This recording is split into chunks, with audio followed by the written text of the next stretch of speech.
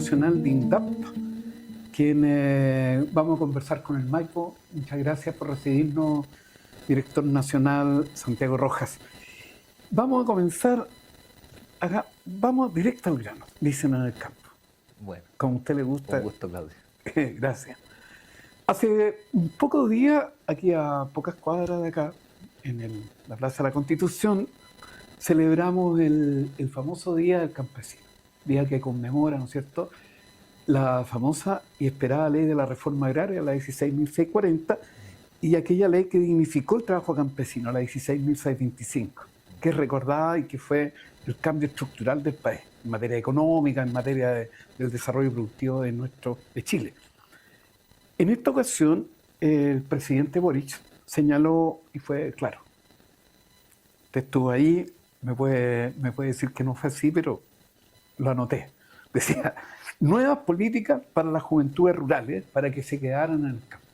Eso lo ha venido repitiendo el año pasado, también lo dijo, que el exilio forzoso que viven los jóvenes al desarraigo que tienen que ir saliendo de sus zonas, ¿no es cierto?, y lo que significa estos rompimientos familiares. Sí. Junto a eso, el propio presidente nos dijo que íbamos a estudiar el tema de las contribuciones. Un tema importante porque, claro, para el pequeño propietario, el de la agricultura familiar campesina, que nosotros podemos ver que pueden tener 3 hectáreas, 4 hectáreas, pero son productivas a unos costos bajos. Y entonces eso ha ido también agotando y ahogando al pequeño propietario. El tema tributario, el tema también que los campesinos lo propusieron, la ley de la agricultura familiar campesina.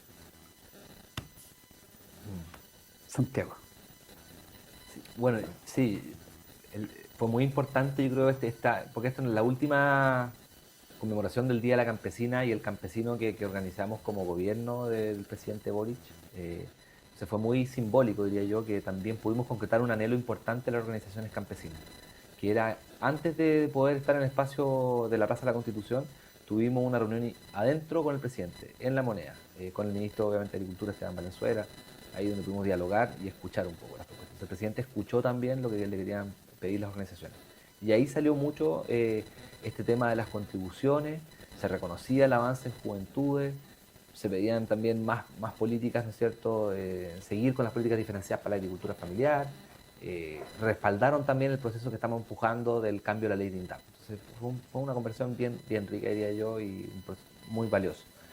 Y luego de eso vino el discurso ya más masivo, por así decirlo, del presidente a las organizaciones, a la dirigencia que estaba ahí presente, y productores y productoras que vinieron también de distintas partes del país a ser parte de este granito.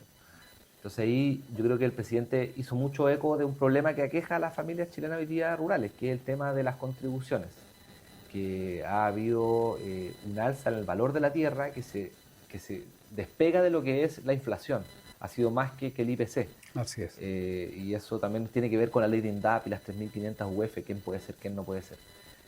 Y no ha sido así muchas veces en el valor de los alimentos. Entonces eso, por un lado, hace menos competitivo a los agricultores que están sobre tierra costosa y se generan presiones de mercado para justamente que no puedan seguir produciendo y se vean obligados muchas veces a vender. Yo creo que el presidente hizo eco de ese drama que viven hoy día las familias campesinas y nos mandató a nosotros de iniciar un trabajo con el Servicio de Impuestos Internos, con quien corresponda, para poder estudiar una posibilidad de que en las contribuciones se pueda reconocer la labor del pequeño productor agrícola y haya una contribución diferenciada para los pequeños productores. Y en materia de contribuciones, sí, aquí mucho se habla en las zonas rurales de la especulación inmobiliaria.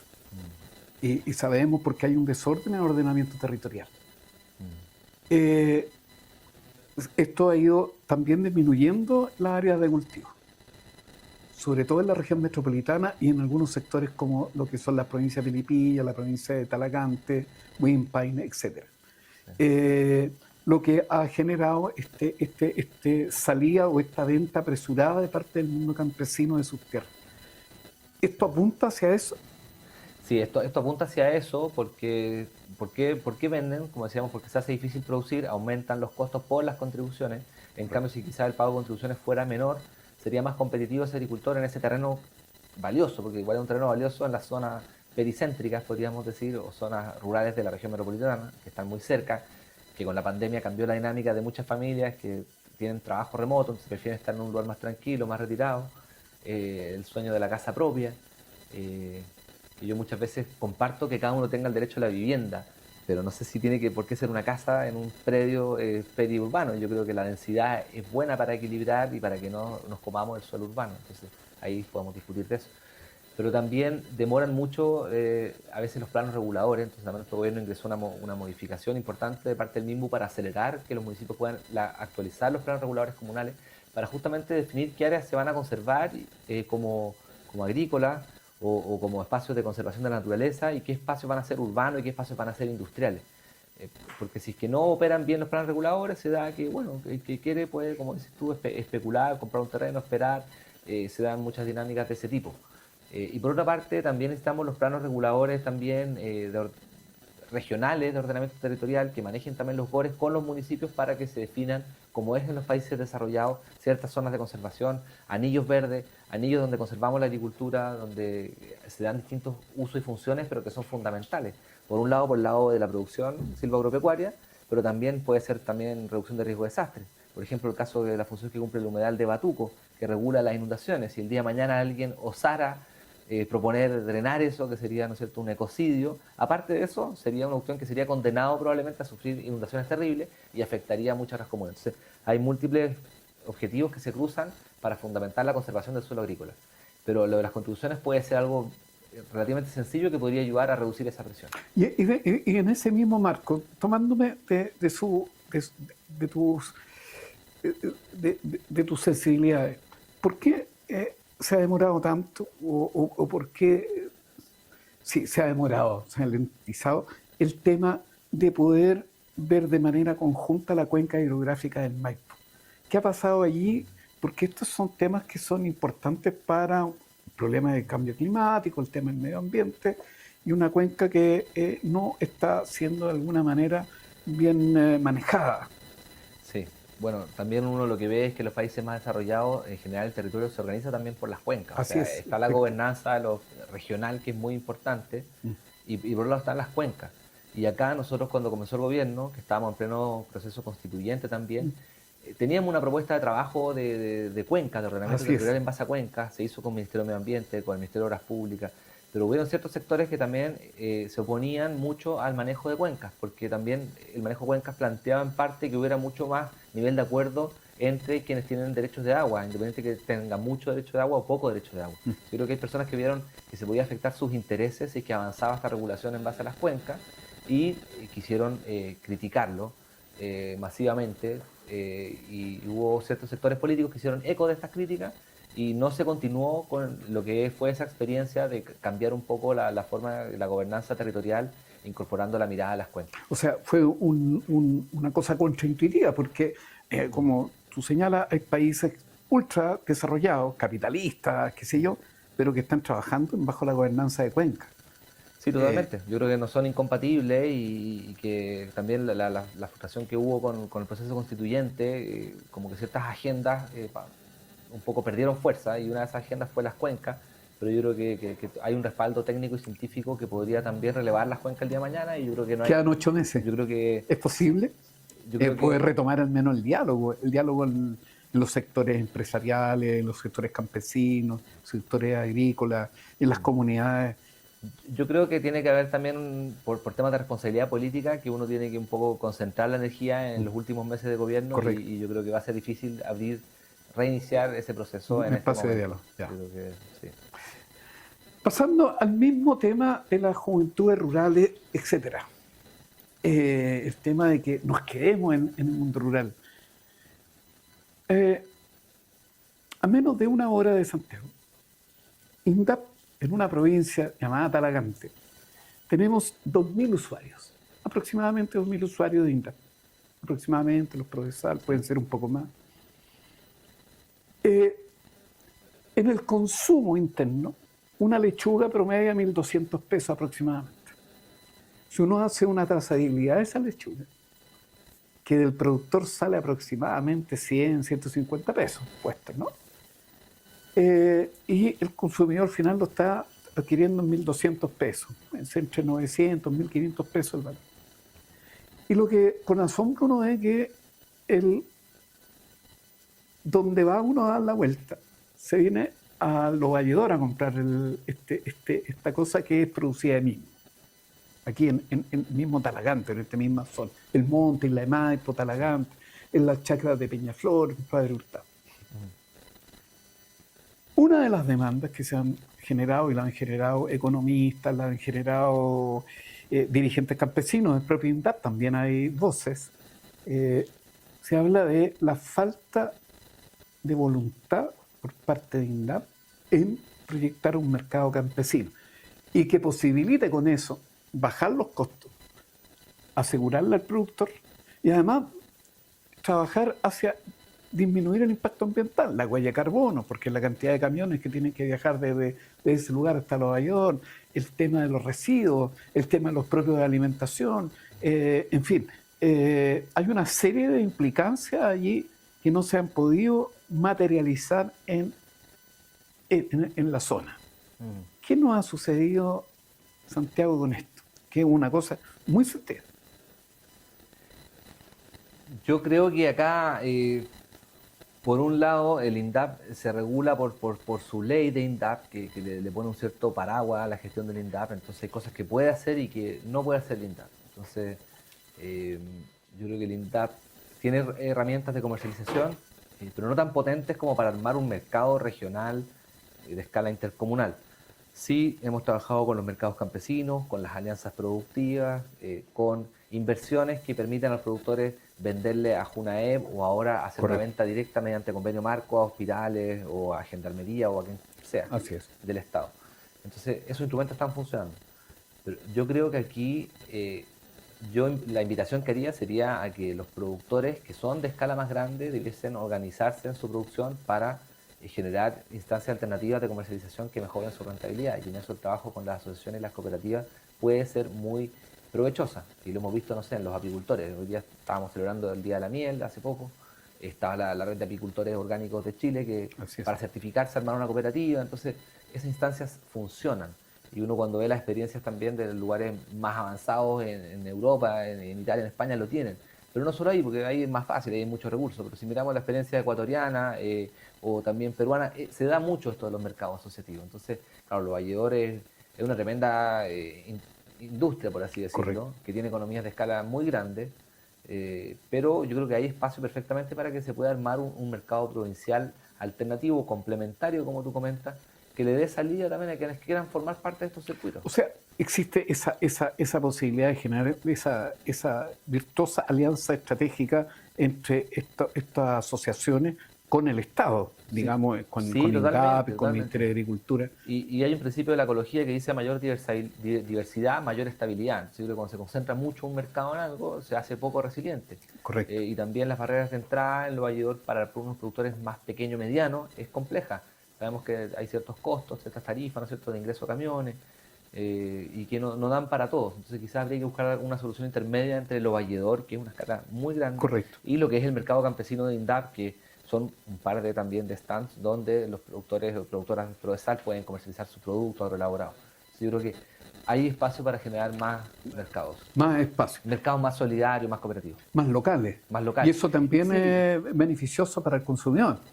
Así es. Y bueno, y muchas veces un profesor de estudios del desarrollo me decía, oye, a veces las mejores soluciones ocurren en los márgenes. Entonces quizás no está ocurriendo acá, pero si nos vamos a Antofagasta, hay una tremenda dirigente que se llama Lola Jiménez, y ella ha empujado el mercado de Altos La Portada. Y tiene una experiencia que es como la que estamos comentando. Correcto. O sea, en terrenos de bienes nacionales donde el Estado le entregó en concesión estos terrenos, están armando un mercado de productores para productores. O sea, están abiertas el estudio de todas esas puertas, sí, porque totalmente. Esto es totalmente importante para una zona, sobre todo también para los consumidores. Totalmente. Porque poniéndolo en bien coloquial, un paquete de tallarines cuesta 500 pesos y una lechuga cuesta 1.200. Son 2 paquetes de tallarines por una lechuga. O sea, no puede ser un lujo comer saludable, ¿no? Exactamente, no puede ser un lujo comer saludable. Pero sí quiero destacar los avances que ha habido en este gobierno también de la reducción del IPC de alimentos. Correcto. Realmente partimos con dos dígitos y hoy día estamos en torno entre el 2 y el 4% en el IPC de alimentos. Entonces se ha logrado reducir mucho los costos de los alimentos y eso reduce la inseguridad alimentaria y eso no es casual. Yo creo que ha habido un trabajo mancomunado en base a lo que fue la estrategia de soberanía y seguridad alimentaria que desarrollamos al inicio del gobierno. Soberanía y seguridad alimentaria. Eso es lo que decían, ¿no es cierto?, la vez pasada en el Día Nacional del Campesino. Y sobre eso, Santiago, en este marco de lo que estamos conversando, también existen miradas de parte de las organizaciones campesinas que vienen arrastrando ciertos dolores que son parte de nuestra deuda como país. Una es la deuda histórica del decreto ley 208, que como bien tú señalaste antes de que comenzáramos, es la ley maldita. Es aquella ley que dejó fuera a aquellos que fueron dirigentes o que impulsaron la reforma agraria. Ese es un gran dolor. El otro dolor, que también nos dicen las organizaciones campesinas de manera transversal, es que el presupuesto del Progiso se estancó. Y obviamente aquí el responsable de todo es Santiago Rojas. No. Dicen, oye, no, si en INDAP. ¿Cómo podemos abordar o cómo se ha abordado estos dolores de las organizaciones campesinas? Uno, en la deuda histórica, sin duda, donde no ha existido esa manera de mitigar aquella deuda, ¿no? Sí, bueno, el proceso de reforma agraria fue un proceso de transformación el más grande que ha sufrido probablemente el campo chileno y claro, le dio dignidad a los campesinos, lo comentó el presidente, el fin también al feudalismo prácticamente que había. Así es. Y también el acceso a la tierra de miles de campesinas y campesinos, donde ahí está desarrollándose el INDAP, ¿no es cierto? Muchas cooperativas, un proceso muy bonito, pero que se vio obviamente muy frustrado por la dictadura militar, que tuvo un revanchismo con los campesinos y las campesinas de todo el país. Y parte de eso, de esa como contrarreforma, fue el 208, que justamente dejaba fuera a la dirigencia de acceder a los beneficios o hasta la oportunidad de poder comprar, porque algunos campesinos entiendo que después lo hicieron deudores de la reforma agraria, pero pagaron todas sus letras, por así decirlo, y tuvieron su tierra, entonces ellos quedaron fuera. Yo creo que ahí, sin duda que forma parte de una deuda histórica que tenemos que ir haciéndonos cargo desde distintas posibilidades, y hoy día yo creo que algunos de ellos sí son parte de INDAP o sus herederas o herederos y hemos estado trabajando. Me ha tocado toparme con jóvenes en la provincia que me dicen, mi abuelo era de reforma agraria y hoy día están trabajando, así que sin duda tenemos que poner todos los esfuerzos en que esos jóvenes sigan trabajando con todo el apoyo del Estado. Igual siempre nos dicen también los campesinos, no queremos que nos regalen nada, porque es verdad, no es un regalo, es un rol del Estado en la producción silvoagropecuaria. Y en eso también parte fundamental es el trabajo con las organizaciones campesinas. Reconozco que al asumir como director no conocía tan en profundidad el trabajo que realizan las distintas organizaciones campesinas, pero en estos 4 años que me ha tocado trabajar con ellos he visto cómo trabajan en el fortalecimiento de los sindicatos, en también las mujeres rurales, en el trabajo con también las comunidades indígenas, el trabajo con jóvenes, las cooperativas. Es un trabajo muy amplio y también amplio territorialmente. Pero lamentablemente nos tocó enfrentar un periodo de estrechez fiscal muy severo después de la pandemia, que afectó un poco ciertos anhelos importantes, como poder incrementar el Progiso. Entonces, por eso que el presupuesto de las organizaciones fue relativamente de continuidad. Pero sí buscamos, con otros instrumentos, seguir financiando e invertir más en participación a través de la formación asociativa en los PRODESAL, en los PDTI, del trabajo que hacemos también con la FAO en el marco de la REAF. O sea, igual buscamos por distintos medios poder seguir apoyando a las organizaciones, entendiendo que el Progiso es un instrumento muy importante y que por el techo fiscal había un presupuesto de continuidad. Sin duda que las organizaciones campesinas han generado los cambios en el campo en Chile. Eso la historia lo demuestra, hay varias investigaciones que así lo dicen. Entonces, hoy día las organizaciones de cualquier naturaleza, en un modelo como el nuestro, pero sobre todo en los sectores rurales, siempre señalan que han sido el sector más más retrasado y han continuado como el sector más atrasado de la sociedad chilena. Y a partir de aquello, lo que hizo el presidente Boric en este reconocimiento, y lo hizo el año pasado, sin duda que las organizaciones campesinas de alguna manera u otra requieren esta revaloración de su funcionamiento. No nos olvidemos que el documento de Agra, no sé si tú lo conoces, un documento del año 1987-88, que ha sido el tronco fundamental de las políticas agrarias en Chile. Santiago, la Universidad de Chile realizó un estudio reciente el año 2024. Enrique Aliste, profesor, el académico. Y el académico genera y pone aquí un acento que se llama la gentrificación. Tiene el problema que es un concepto que es el desplazamiento de las comunidades rurales producto del nuevo colonialismo de los sectores urbanos que se trasladan hacia las zonas rurales. En Brasil, México, Colombia, etcétera, aquí han existido movimientos campesinos fuertes por el desplazamiento que han tenido. En Chile este es un fenómeno que se está viendo. ¿Cómo se ha notado esto en INDAP? Sí, yo creo que ocurre efectivamente gentrificación, como lo comentábamos, el tema de la pandemia, los retiros del 10% también llevaron a que hubiera un boom de desarrollo de proyectos de parcelaciones, acompañado de la falta de planificación, porque no había mayor regulación, o sea, se hacía como una especie de bypass a la normativa. Por lo mismo, cuando llegamos como gobierno, el ministro le dijo al SAC, le instruyó a que realmente no se aprobara cualquier subdivisión que tratara de pasar por un predio rústico, sino que aquellas que realmente eran proyectos de producción, y si no, que bueno, tenían que cumplir con todas las de la ley, sobre todo aquellos proyectos más grandes. Unos que son pequeños, ok, se puede hacer una subdivisión, pero proyectos más grandes ya es otra cosa, son conjuntos residenciales rurales. Entonces, por eso se ingresó la ley de parcelaciones también, que va a regular todo eso. Pero sin duda que es un fenómeno que está presente hoy día en el campo, y lo bueno es que ya se ingresó un proyecto de ley.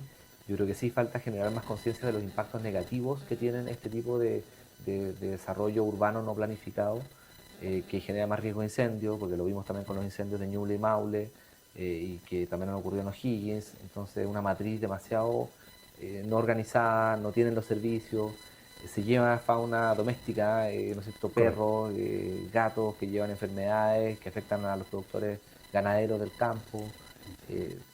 Todo un tema, mayores costos para los municipios, pero sin el pago correspondiente ¿no es cierto?, de las contribuciones, porque ahí sí pasan a ser urbanos. Claro. Entonces yo creo que es un fenómeno que sin duda hay que hacerle atajo, y estamos abordando desde la política pública. Santiago, para ir cerrando, el mundo en el nuevo orden internacional. Hoy día el presidente Boric fue a Brasil como invitado a los BRICS. Sí. Un fenómeno de la multilateralidad, y donde los BRICS han señalado en sus conclusiones un tremendo apoyo hacia la inversión de la agroecología, el desarrollo sostenible. Brasil hace un convenio de apoyo con África. Aquella África que nosotros desconocíamos, hoy día florece. Hoy día cada vez África se está volviendo un lugar mucho más atractivo. Nuestros mercados son generalmente los mercados BRICS. ¿Cómo vemos en este debate, en esta discusión, en este nuevo orden mundial, este fenómeno para el campo? Sí, yo creo que bueno, que ha habido una agenda de política internacional muy relevante de parte del presidente Boric, con agendas bien concretas, de principios de paz, por ejemplo, importante, con todo lo que está ocurriendo con Israel, ¿no es cierto?, y Gaza. Hay importante planteamiento del presidente. Por otra parte, con lo que es los temas medioambientales también, de ser un actor relevante, a pesar de que somos chicos, podemos ser un país bisagra entre los países de desarrollo y los en vías de desarrollo. Con la isla ministra Maisa Rojas, con las COP de biodiversidad, había un trabajo importante. Y yo creo que de esto salimos con más multilateralismo, no con menos multilateralismo. hay ciertos sectores políticos que plantean que un poco como que los países tienen que como que enjaularse, y yo no creo en eso. Yo creo que y Chile también, sobre todo como por su posición en el mundo y las políticas que ha adoptado, tiene que ser una inserción global inteligente. No es globalismo a ciegas, pero tampoco es nacionalismo aislado, sino que es inserción inteligente. Llegar a acuerdos importantes.